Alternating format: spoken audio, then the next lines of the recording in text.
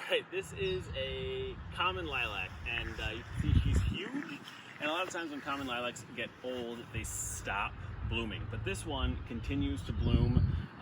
Isla's filming for me today, so if you come up here, you can see all the old flowers, and they're all over the plant. And so these are all the old flowers. And the reason why it gets a lot of blooms on here and just looks spectacular is because we do rejuvenation pruning. So it's a big word, just means that shrubs, as they get older, they stop producing as many flowers and seeds and that kind of thing as they get older. So there are a couple different ways that you can handle rejuvenation pruning, and that is either just cut the shrub all the way back to the ground once every 3 or 4 years, or you can pull out a couple of the big stems every year. And so that's what I do with a lilac, because lilacs, unlike other shrubs, they bloom on the previous year's stems. This is growth that we have going on right now from 2021. So this is this year's growth.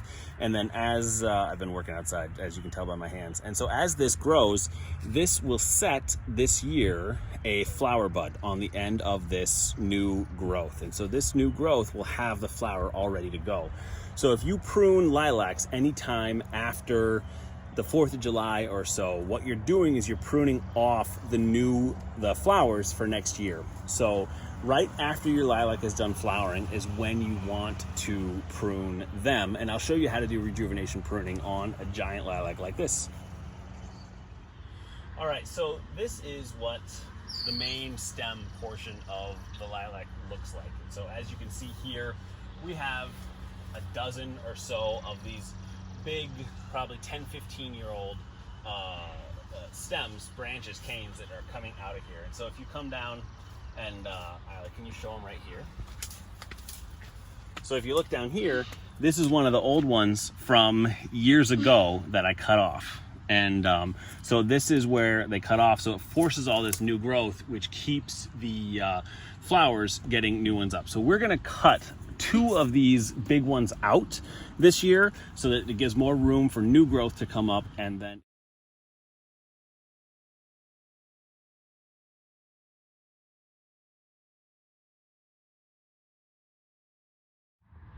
it's obviously a lot easier if you have a chainsaw, which I do not have.